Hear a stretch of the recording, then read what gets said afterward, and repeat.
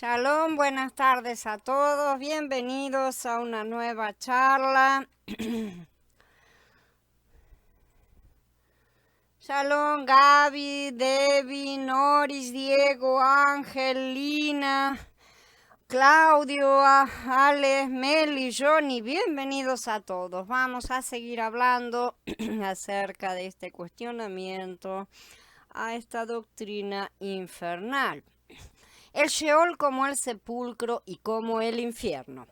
Como ya vimos, la palabra Sheol es traducida como fosa, abismo, infierno, pero también como sepulcro o tumba, aleatoriamente y sin demasiado criterio, excepto la intención de dar un significado muy específico relacionado con sus doctrinas falsas en determinados lugares. En hebreo existen varias palabras para sepultura o sepulcro. Keburá, que deriva la raíz kabar, sí, que significa literalmente enterrar algo, o sea, cubrirlo, más que nada, así ponerle una cobertura y por lo tanto hacerlo invisible. Keber, sí, que también deriva de la misma raíz. Shahat es otra palabra que se utiliza, es un pozo más que una sepultura, pero bueno, cuando alguien cava algo, sí, figuradamente también se lo utiliza como el abismo y es traducido también como sepulcro a veces. Bor es una cisterna, también en el sentido de un pozo, ¿sí? Porque la cisterna siempre contiene agua, pero es en el sentido de un foso, una cosa que es cavada bajo la tierra, ¿sí? Siempre es un lugar al que se desciende, un lugar que se cubre y donde el cuerpo del muerto queda invisible, básicamente, pero es un lugar físico. Simbólicamente, figuradamente, puede simbolizar el Sheol, que es un lugar separado, mucho más profundo, evidentemente, que una simple tumba, ¿sí? Donde no van los cuerpos, sino las almas. Los cuerpos se pudren en las tumbas, las almas permanecen en el Sheol.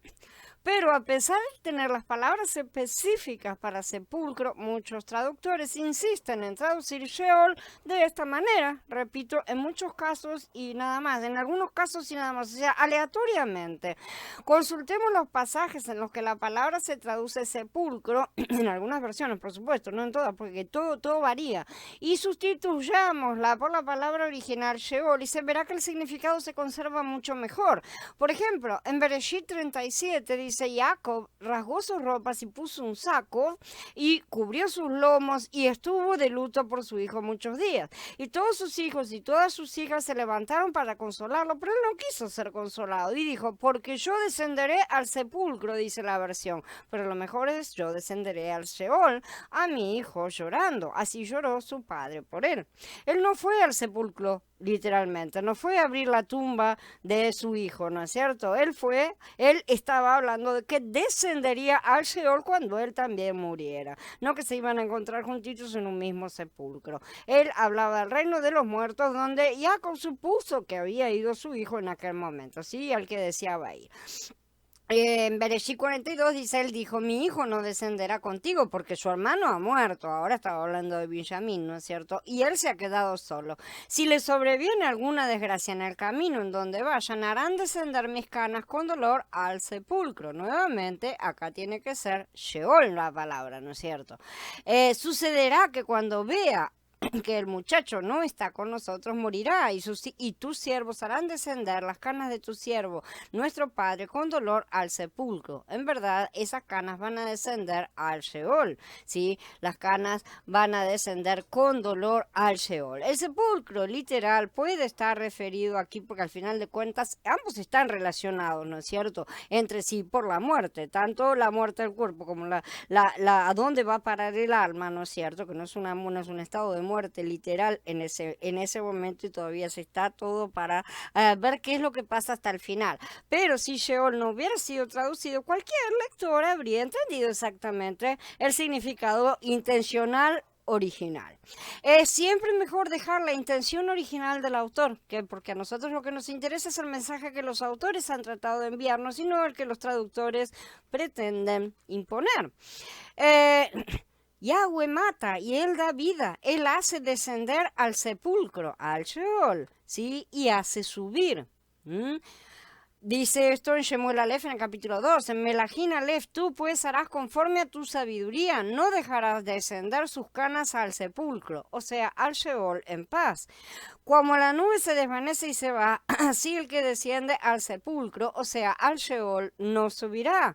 Dice Job en el capítulo 7, en el capítulo 14, ¿cómo quisiera que me escondieras en el sepulcro? No en el sepulcro, en el Sheol, sí, que me ocultaras hasta que se apaciguara tu furor y que fijaras plazo para atenderme. De Korah y su compañía se dice, ellos y todo lo que les pertenecía descendieron vivos al Sheol. La gente fue enterrada viva, esta pobre gente fueron enterrados vivos en sepulturas. Evidentemente no, ellos descendieron vivos al Sheol, ¿sí?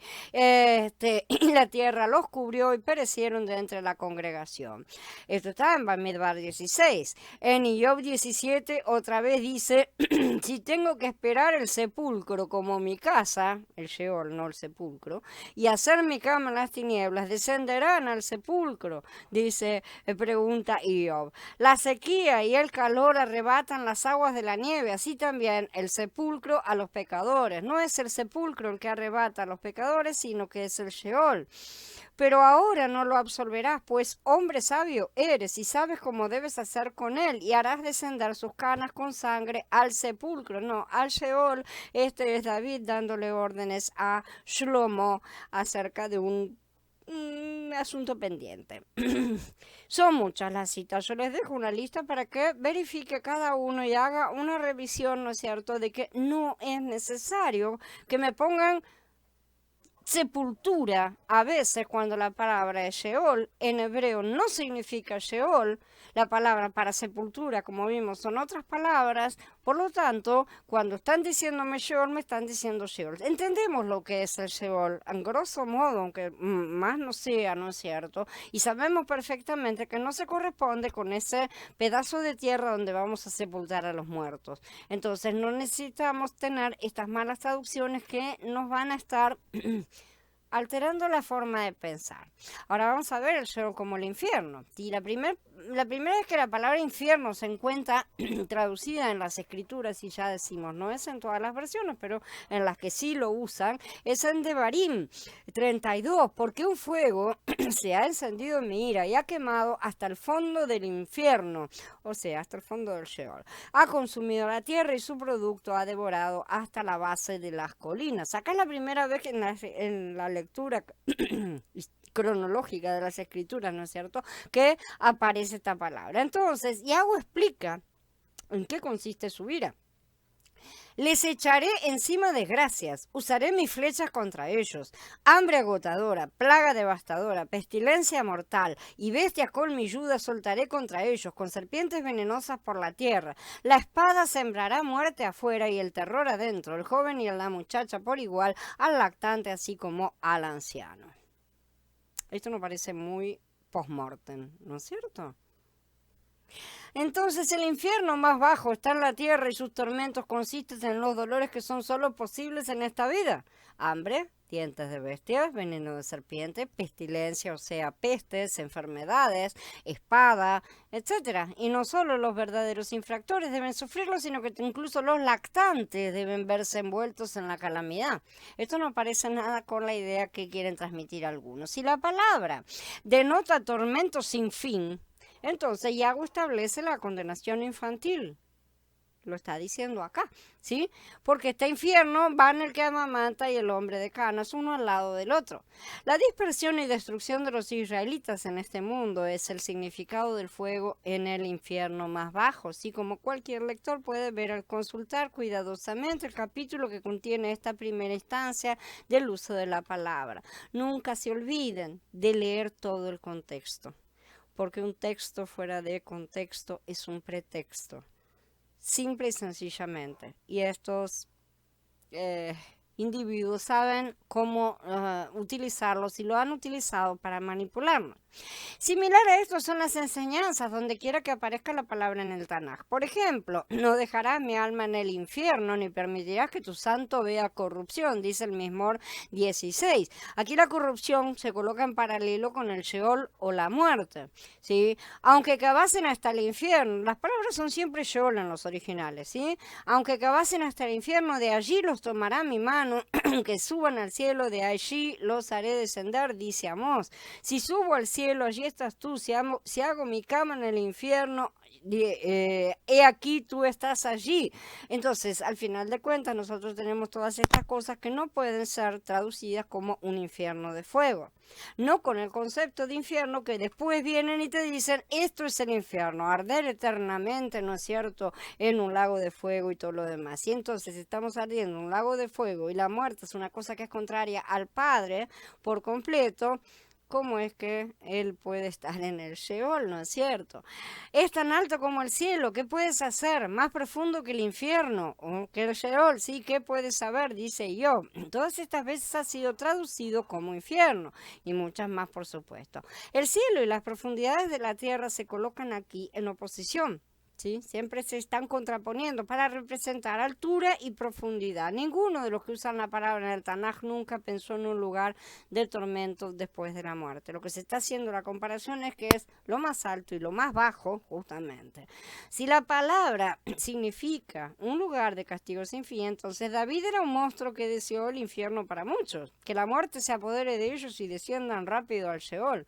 O sea, es explícito que un creyente desee el infierno eterno, esa cosa, para los demás. Realmente podemos estar haciendo eso. Entonces David era un hombre según el corazón de Yahweh. Tal vez no estaba deseando exactamente lo que la gente tiene en mente cuando usa la palabra que David no usó, porque él no dijo nunca infierno. Y yo deseaba ir ahí. Ah, si me escondieras en el Sheol, dice en el capítulo 14. Pero entonces, ¿qué? Se estaba quejando de todas las cosas que le estaban pasando y quería ir a un lugar peor y encima eternamente. ¿Será que quería eso realmente? La caída de Lucero, de Lucifer, se llama infierno también. El infierno abajo se estremeció al recibirte en tu llegada. Tu pompa ha sido rebajada hasta el infierno. En cambio te han rebajado hasta el infierno, hasta el fondo del abismo. O sea, todas estas partes están en Yeshayahu, en el capítulo 14, en distintos pasuquín, ¿no es cierto? Y él no descendió al infierno, sino hasta el Sheol, la parte más baja. El cautiverio de los judíos también es llamado infierno. Por lo tanto, mi pueblo fue llevado cautivo porque no tuvo conocimiento, y su gloria pereció de hambre, y su multitud se secó de sed. Por eso ensanchó su interior el infierno, ¿sí? Y sin medida extendió su boca, y allá descenderá la gloria de ellos y su multitud y su esplendor, y el que en él se regocijaba, dice Yeshayahu en el capítulo 5. Finalmente, el punto más importante para desbaratar la existencia eterna de un infierno de tormento y fuego eterno es que el pequeño detalle que muchos no tienen en cuenta, ¿no es cierto? El infierno, o sea, el Sheol, será destruido. De la mano del infierno, o sea, del Sheol, los redimiré. Como no es eterno el asunto. ¿Cómo va a ver, explícame, cómo va a hacer él para cortar su propia palabra? No, el infierno no era eterno. No dice que de la mano del infierno, o sea, en realidad lo que dice es, de la mano del Sheol los redimiré, los libraré de la muerte. Esta es la intención que tiene el Padre. Oh muerte, yo seré tu muerte y seré tu destrucción, oh infierno. O Sheol, en realidad, la compasión será escondida de mi vista, dice Osea en el capítulo 13. Y de aquí sale justamente la cita que va a ser utilizada en Corintios y Malef. ¿Dónde está, oh muerte, tu aguijón? ¿Dónde está, oh Sheol, tu victoria? Y la consumación final la tenemos en Gigalut 20. Y el mar entregó los muertos que había en él, y la muerte y el Hades entregaron los muertos que había en ellos, y fueron juzgados cada uno según sus obras. Y la muerte y el Hades fueron lanzados al lago de fuego. Esta es la muerte segunda. No puede haber un estado o lugar de tormento eterno una vez que ese estado o lugar de tormento eterno se dice que serán destruidos. Fin de la cuestión. No hay nada más para discutir con nadie. El día que quiera alguien venir a decirles, díganle que el infierno, o sea, el Hades, el Sheol, como lo quieran llamar, dice acá en la escritura que será lanzado al lago de fuego y será eliminado. Así que no tiene nada de eternidad su falso infierno. En las últimas versiones de la Reina Valera, como ya mencionamos antes, se ha vuelto a transliterar Sheol, pero en las versiones antiguas también se tradujo como tumba o sepulcro en estos casos, siguiendo el modelo de la King James. Muchas versiones mantienen esta traducción. Con todo, el daño ya fue realizado. Es una premisa de la psicología conductista demostrada por el experimento de Pavlov con los perros, que, por ejemplo, ¿no? Porque hay varios, que una vez que se ha relacionado en la mente un determinado estímulo con una figura sensitiva, sea un sonido, una palabra, un olor o lo que fuere, ¿sí? Aun si se retira el estímulo directo, la persona continúa teniendo la misma respuesta al estímulo indirecto. En el experimento, Pavlov hacía sonar una campana antes de darle carne a los perros, ¿sí? Finalmente, los perros asociaron el sonido de la campana con la carne misma, se dieron cuenta, o sea, que cada vez que sonaba le daban carne y empezaron a salivar, ni bien la escuchaban la campana, aun si la carne no era mostrada. O sea que el estímulo indirecto pasó a reemplazar al estímulo directo. Nosotros tenemos estos condicionamientos en miles y miles y miles de cosas en nuestras vidas. Por ejemplo, si suena la campana de la escuela, ¿sí? Los niños se alborotan porque ha llegado el recreo y no hay nadie que los mantenga firmes en sus bancos, aun si el profesor no ha encerrado la clase. Lo que el experimento demostró es que este condicionamiento puede ser inducido. Y esa es la parte que le importaba a este sistema. Volviendo a nuestro caso, durante siglos se mantuvo la traducción de ciertas cosas relacionadas con la idea que se pretendía incrustar, grabar a fondo, absolutamente, en la cabeza de la gente, ¿sí? De manera que hoy, aun si las versiones blanquean sus malas intenciones, las personas continuarán asociando la palabra Sheol con infierno o sepulcro, tanto un lugar de tormento eterno como un lugar de aniquilación. Y de aquí han surgido doctrinas equivocadas. No se puede explicar por qué los traductores eligieron traducir la misma palabra Sheol como sepultura y fosa en los pasajes anteriores, ¿sí? E infierno en las otras partes. No tenemos directamente una acusación, sino más bien una sospecha muy desagradable. ¿Por qué no es el sepulcro o el infierno, mejor aún el Sheol o el Hades en todos los casos? Nadie puede explicarlo porque no hay una razón válida, excepto asentar las bases para una doctrina de demonios. Shalom, Eli, Johnny, Blanca, Edu, Katy, Alfonso, Viri, bienvenidos. Algunas objeciones revisadas. La primera parte, el que puede destruir cuerpo y alma.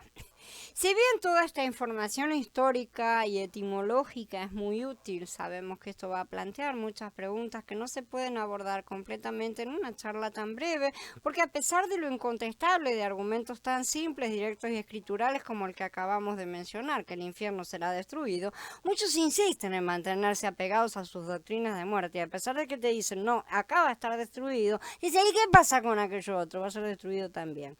Pero bueno, no importa, vamos a estar explicando cómo hay que responderle. Sin embargo, para mostrar justamente lo fácil que es responder alguna de estas preguntas, me voy a ocupar de algunas que son las más problemáticas, por así decirlo, las más conocidas, ¿no es cierto?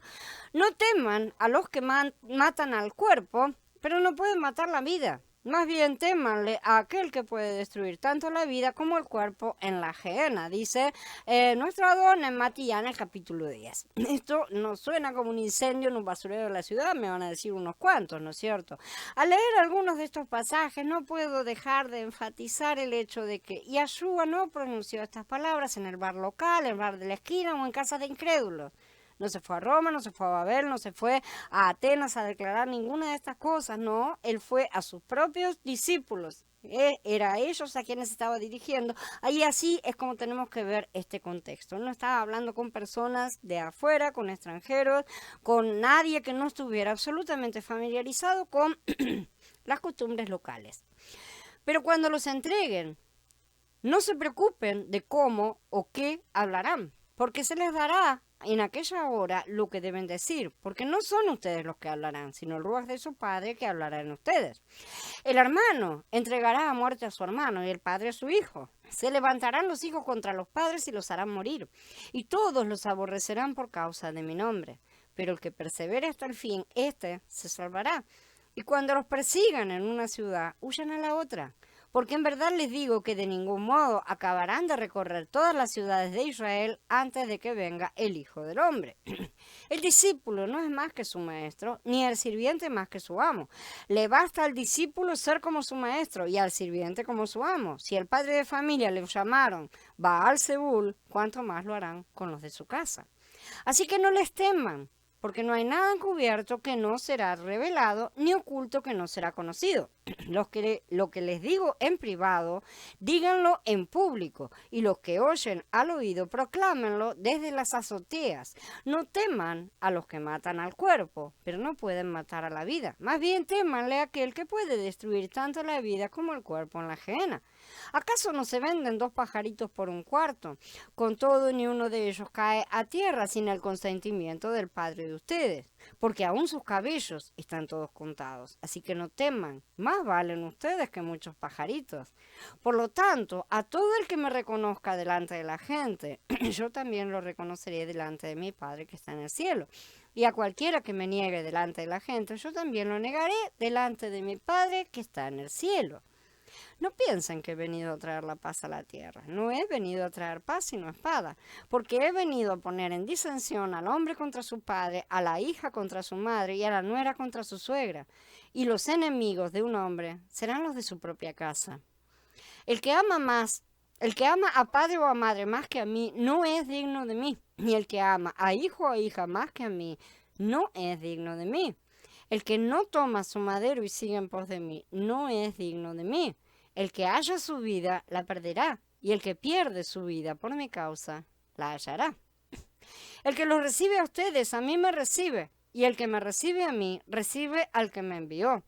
El que recibe a un profeta porque es profeta, recibirá recompensa de profeta. Y el que recibe a un justo porque es justo, recibirá recompensa de justo. Cualquiera que le da a uno de estos pequeñitos un vaso de agua fría solamente porque es mi discípulo, en verdad les digo que jamás perderá su recompensa. Este es el contexto completo del capítulo 10 de Matías, desde el 19 al 42. Son unos cuantos pasuquín, pero es todo el contexto de lo que Yahshua estaba hablando.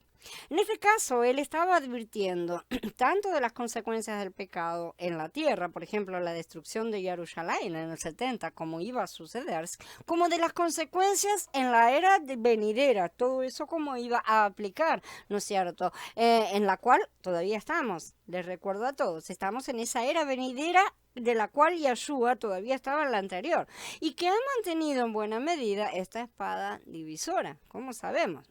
El contexto de Matías 10:28, ese pequeño pasú que siempre toman para argumentar, ¿no es cierto? Es Yahshua comisionando a sus discípulos y haciéndolos saber que enfrentarán persecución. Sin embargo, Elohim estará con ellos, dice en el Pasuk 20, los va a ayudar, en el Pasuk 19, los conoce íntimamente, les aclara en el Pasuk 30, los cuida incluso más que a los gorriones, les dice en el 31, los va a salvar finalmente en el Pasuk 22, por lo tanto no necesitan tener miedo de la gente. ¿Sí? Los Pasukim 26 y 28, y en cambio deben reconocer a Yahshua delante de todos. Si interpretar el Pasuk 28 como una amenaza repentina a los discípulos, a los que les está advirtiendo que no se tienen que asustar de todas las cosas malas que le va a suceder, es sacar el tema completamente de contexto. ¿Sí? Él les está diciendo, no se asusten por esto porque va a pasar esta cosa mala, no se asusten de aquello que va a pasar aquella cosa mala, no se preocupen, no se preocupen, no se preocupen porque además lo pueden llegar a quemar en el infierno eterno. Ay, caramba. ¿Me están dando algo como consuelo o me están amenazando más todavía? Yahshua no estaba amenazando más todavía. En un próximo estudio que vamos a hacer acerca del lago de fuego, vamos a ver mejor a qué se refiere este pasuk en cuanto a la destrucción del alma y el cuerpo. Lo vamos a estudiar más a fondo porque es un tema bastante denso, ¿sí? Recordando que según lo que ya estudiamos, la palabra para destruir aquí no es otra sino la vieja amiga nuestra, apolumi, de manera que aquí no se habla de aniquilación completa de un individuo en cuerpo y alma, sino que ambos serán lanzados al lago de fuego, como ya estamos viendo. Esto es para corrección y no para destrucción con tormento eterno, ni para aniquilación. Así que mejor tengamos en cuenta las palabras de Yahanan. En el amor no hay temor, sino que el perfecto amor echa fuera al temor, porque el temor lleva en sí castigo. El castigo está en tener miedo y no entregarse completamente al amor, de donde el que teme no ha sido perfeccionado en el amor. No se dejen guiar por doctrinas de miedo, porque en esas doctrinas de miedo no está Mashiach.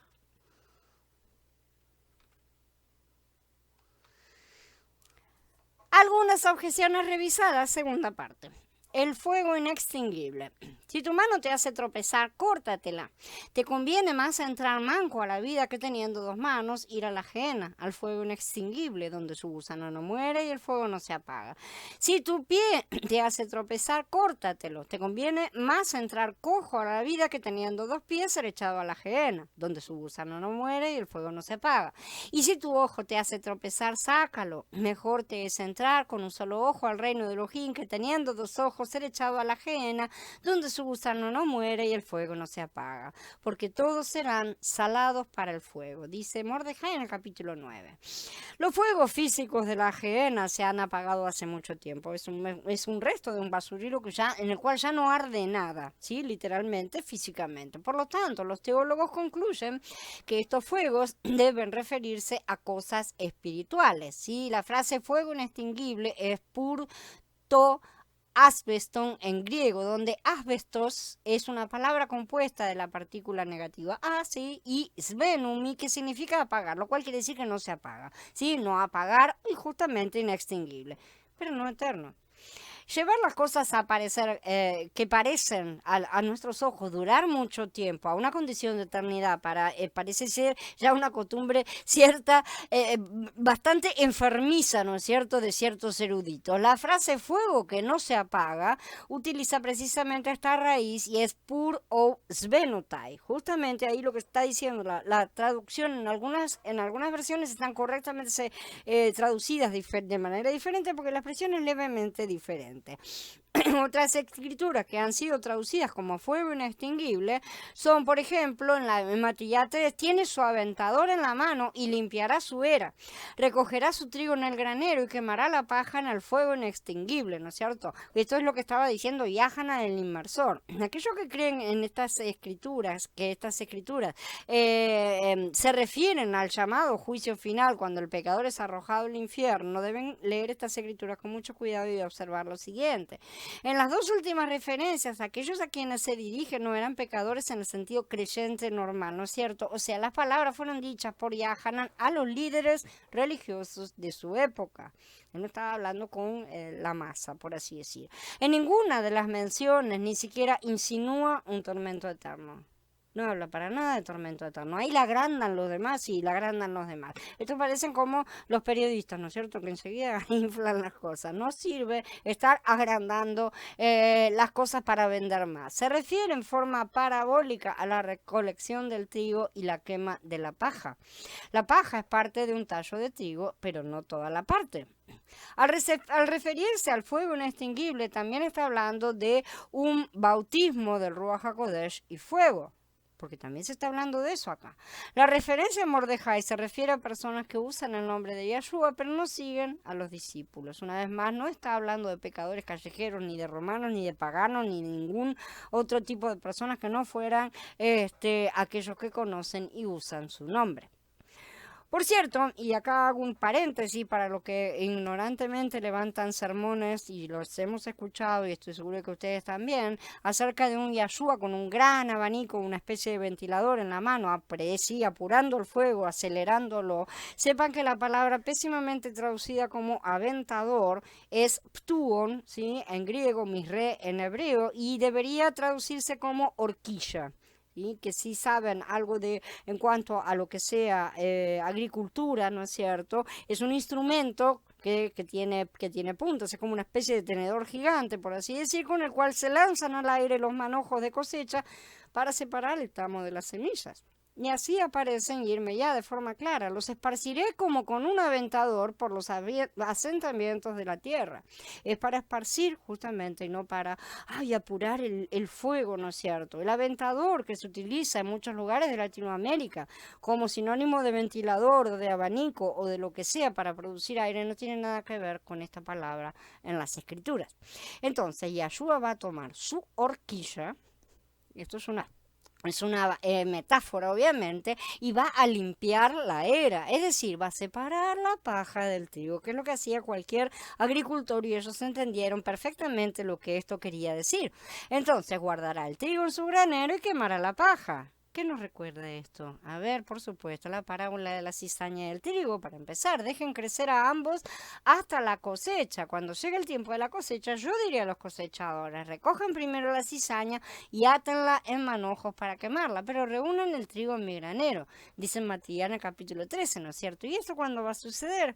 En el tiempo final de la cosecha. Otro mensajero salió del templo gritando a gran voz al que estaba sentado sobre la nube, mete tu hoz y cosecha, porque ha llegado la hora de cosechar, pues el producto de la tierra está maduro. Y el que estaba sentado sobre la nube lanzó su hoz sobre la tierra y la tierra quedó cosechada. Luego salió otro mensajero del templo que estaba en el cielo, llevando también él una hoz afilada, y salió del altar otro mensajero que tenía poder sobre el fuego, y llamó a gran voz al que tenía la hoz afilada, diciendo, mete tu hoz afilada y vendimia los racimos de la viña de la tierra, porque las uvas están maduras. Entonces el malaj, lanzó su hoz afilada en la tierra y vendimió la viña de la tierra. Echó las uvas en el gran lagar de la ira de Elohim. Esto está en Gitgalut en el capítulo 14, ¿sí? El trigo y la cizaña se corresponden con el producto de la tierra y las uvas. Unos serán cegados y guardados, otros serán cegados y quemados con un fuego que ellos no van a poder apagar. Ellos no van a poder, pero que ciertamente se va a pagar cuando haya acabado de consumir lo que debe consumir. Con estos pensamientos en mente, miremos estas escrituras con una mente muy abierta. Los creyentes que han usado estas escrituras para enviar a millones al infierno pueden descubrir que este fuego es uno en el que ellos mismos participarán, porque para fuego serán todos salados, todos.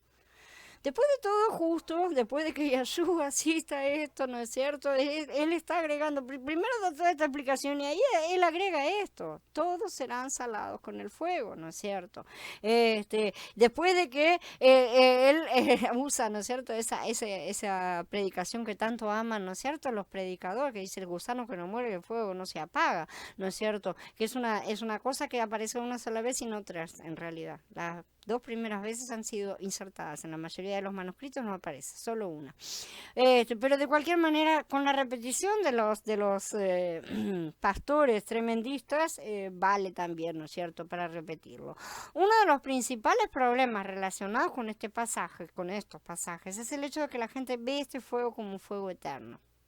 La palabra insaciable o inextinguible, ya dijimos que es la griega asbestos, ¿no es cierto? Que también se ha convertido en una palabra en inglés, amianto. Todos conocemos el amianto, ¿sí? La palabra inglesa asbestos significa, según el diccionario Webster, una clase de material que no se ve afectado por el fuego. El amianto es lo que se utiliza para hacer, por ejemplo, discos difusores que se ponen encima de las hornallas para bajar el fuego en la cocción, y también que se utiliza en las ropas de los bomberos. Este es un significado muy diferente al significado religioso de la palabra y diferente de la forma en que los griegos usaban la palabra en los días de Yahshua. Entre 2000 y 3000 antes de la era común, los cuerpos embalsamados de los faraones egipcios se envolvieron en tela de amianto para protegerlos del deterioro. En Finlandia, las vasijas de barro que datan de 2500 antes de la era común contenían fibras de asbestos, ¿sí?, que se cree que fortalecen las vasijas y las harían más resistentes al fuego. Alrededor del 456 antes de la era común, Heródoto, el historiador griego clásico, ¿no es cierto?, se refirió al uso de mortajas de asbesto envueltas alrededor de los muertos antes de que sus cuerpos fueran arrojados a la pira funeraria para evitar que sus cenizas se mezclaran con las del fuego mismo. Entonces hacían como una especie de capullo contenedor. Ahora bien, veamos cómo los griegos usaban la palabra amianto, o sea, insaciable. Estrabón la aplica a la llama de la lámpara del Partenón y Plutarco llama al fuego sagrado de un templo insaciable también, sí, aunque ambos se extinguieron hace mucho tiempo. Josefo dice que el fuego en el altar del templo de Jerusalén era siempre inextinguible, ¿sí? Asbeston aei, pero él estaba ahí cuando el fuego en el altar se extinguió para siempre, cuando vino Tito con todos los romanos. En verdad sabemos, porque ya hemos estudiado Vallicra, el fuego del altar no debía apagarse nunca, pero eso no implica que era fuego eterno, ¿no es cierto? Sino que los sacerdotes se ocupaban de mantenerlo perpetuamente encendido y todos los días tenían que estar renovando la madera para que no se apagara. Mientras estuvieran allí para alimentarlo, el fuego permanecería encendido. Eso no quiere decir que era un fuego eterno. Con todo, ese fuego se apagó más de una vez, sabemos. Eusebio, el historiador de los tiempos de Constantino, dice que ciertos mártires de Alejandría fueron quemados en un fuego inextinguible. El fuego se apagó en 1 hora, por gracia para esa pobre gente, ¿sí? Entonces la propiedad del amianto de no ser tocada por el fuego era aplicada al fuego como adjetivo, pero metafóricamente hablando. Aunque el adjetivo modifique un sustantivo en su descripción, ya lo dijimos, no transfiere ni transmite mágicamente propiedades. Así podemos hablar de cabellos de oro, ¿no es cierto? Que en verdad no son de oro, son cabellos dorados, que recuerdan el color del oro, ¿no es cierto? Pero no son de oro, así que no necesitamos andar rapando a nadie para apropiarnos de sus cabellos para venderlos. Tantos ejemplos tenemos como este que no terminaríamos más. El amianto o asbestos es un material resistente al fuego que ciertamente no es eterno. Claramente aquí no estamos tratando con fuego que es eterno y nunca se apagará. Tenemos un fuego que no se apagará hasta que consuma lo que está quemando. Cuando lo haya terminado de consumir se va a apagar. No se puede apagar por un medio externo en el sentido de que no se podrá impedir que sea encendido y arda hasta consumir lo determinado. Esa es lo que quiere decir esta palabra, que es un fuego que nadie va a poder evitar. Cuando consuma todo lo que estaba configurado para consumir, se va a apagar por falta de material que se esté quemando. La fuerza de la palabra debe estar en el énfasis de que este fuego divino no dejará de hacer lo que fue enviado para hacer. No que va a durar para siempre y eternamente. Va a terminar su trabajo y no se va a cortar, ¿sí? Sea, lo que fue enviado a quemar, lo va a terminar de quemar por completo. Y no habrá rescate para eso. Yahshua unió este fuego inextinguible con algunos otros pasuquí interesantes. Tengamos en cuenta que Yahshua solo vino a las ovejas perdidas de la casa de Israel, porque esa fue su parte de la tarea. El resto se lo encomendó a sus discípulos. Él rara vez hablaba con paganos. Por lo general, sus palabras iban dirigidas a personas que afirmaban conocer las cosas de Elohim. Habló de manos, pies y ojos que te hacen pecar, por ejemplo. Es mejor cortarlos que ir al infierno o a la ajena, teniendo ambas manos, pies y ojos, ¿sí? Y Yahshua dijo que si tenemos lujuria en el corazón, somos culpables de adulterio. Si tenemos odio en el corazón, somos culpables de asesinato. Muchos líderes cristianos que enseñan este fuego inextinguible como castigo eterno han sido culpables en algún momento u otro de tener un pie, una mano o un ojo que los han hecho pecar, o a veces los dos o todo el cuerpo, ¿no es cierto? Entonces preguntémonos, ¿por qué la congregación no está llena de personas que andan con un solo ojo, una sola mano, un solo pie? Porque la congregación está llena de hipócritas que literalizan lo que quieren, si es malo siempre sobre los demás, y hacen simbólico lo que no les gusta, y que interpretan las cosas para su propia satisfacción. Cuando uno mira las escrituras de fuego en relación con las personas, las escrituras tienen muchos más pasajes que dicen que el propio pueblo de Elohim tendrá que pasar por el fuego, que las escrituras que se refieren a los incrédulos que pasan por algún tipo de fuego. Si la congregación se enfoca en el fuego que eventualmente los consumirá y que ellos no podrán apagar, y los únicos serán los vencedores, los que van a soportar, los que van a pasar por encima de esto, y deja de intentar que sus enemigos sean tostados eternamente, entonces tal vez la congregación comience a brillar como oro refinado en el horno. En resumen, entonces, es hora de que nos encontremos con el fuego para convertirnos en ministros del fuego. ¿Sí? Llenos de un amor compasivo que va a derretir a nuestros enemigos con sus buenas obras, que derramaremos sobre sus cabezas las buenas obras de Yahshua. No demoremos esta reunión, no esperen hasta que Yahshua tenga que repetir las palabras que le dijo a Yahana y a Jacob cuando quería que cayeran fuego sobre la cabeza de los samaritanos que rechazaron la Besorá. Y él dijo, ustedes no saben de qué espíritu son, porque el Hijo del Hombre no vino a destruir la vida de los hombres, sino a salvarlos. Después de que los creyentes sean salados con fuego, vamos a dejar todos de decir tantas tonterías, ciertamente.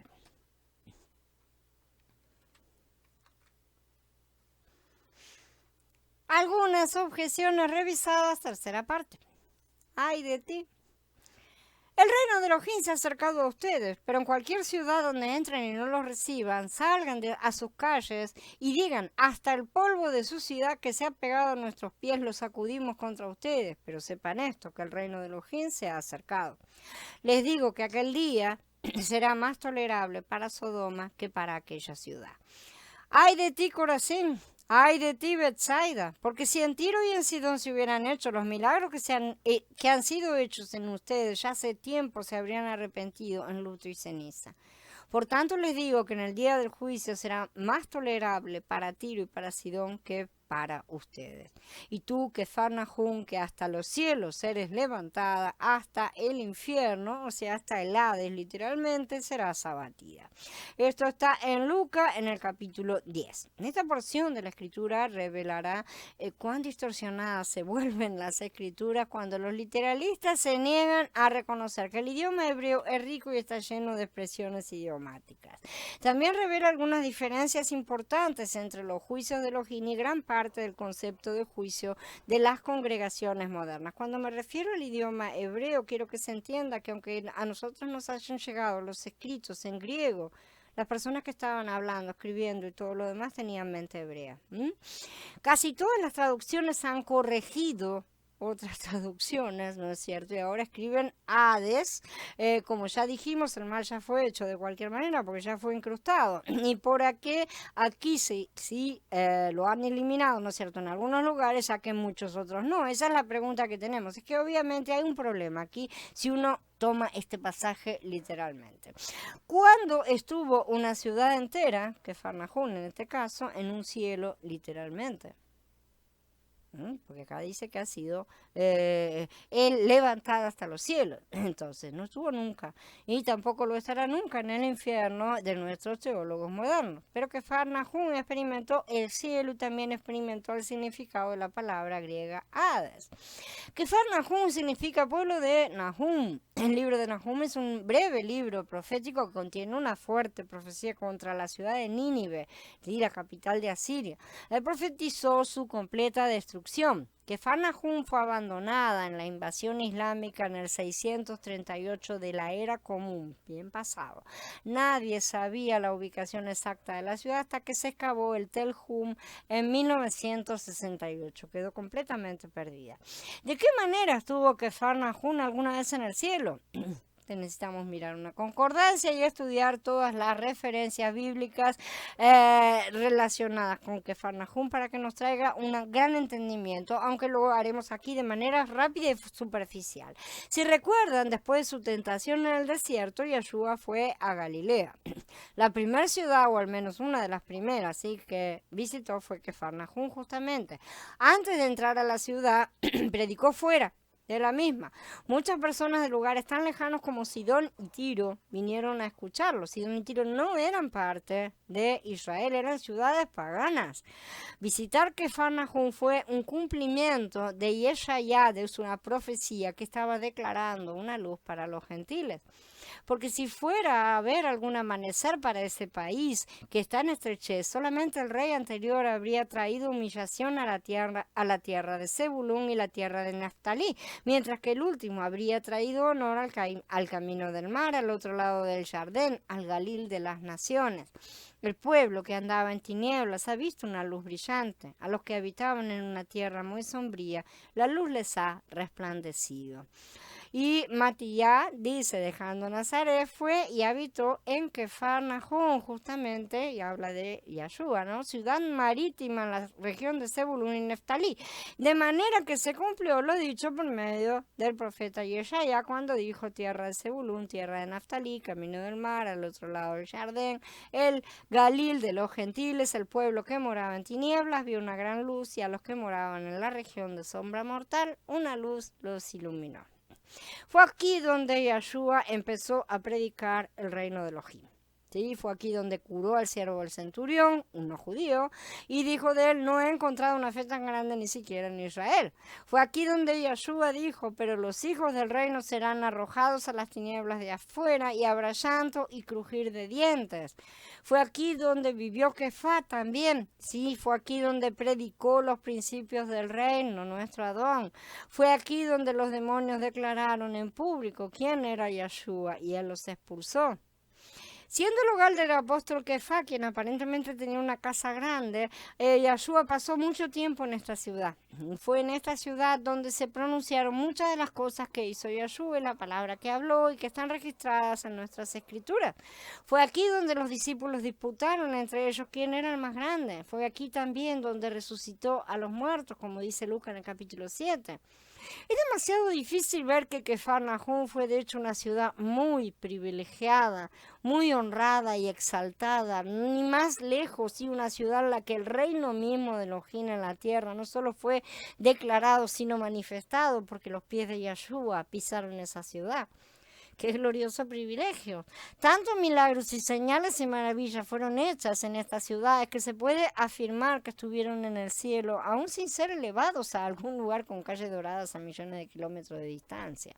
De la misma manera, cuando Cafarnaúm fue cubierta por las áreas de la costa de Galilea, después de que los musulmanes se apoderaron de la región y la destruyeron por completa, no podemos ver la palabra Hades, es decir, invisible, porque ha sido cubierto.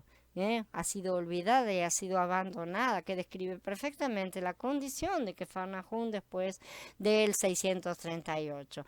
¿Tiene esta ciudad que ir a un lugar de fuego físico para cumplir las palabras de Yahshua? No, porque sus castigos son justos y con medida, y no eternos y desmedidos. La mayoría de las traducciones de las escrituras han abandonado sus intentos de mantener el concepto de infierno del cristianismo moderno con respecto a Cafarnaúm, por lo menos porque no le funciona muy bien. ¿Sí? Un día descubrirán el concepto moderno de infierno. No funciona en ninguna parte de las escrituras, porque este mito pagano no forma parte de las escrituras del Padre. Bien, habiendo terminado, les agradezco por la participación. Abba los bendiga grandemente, los bendiga en el resto de las charlas y de las oraciones que se van a realizar más tarde. Y nos vemos mañana, si Abba permite, como de costumbre. Shalom a todos, hermanos.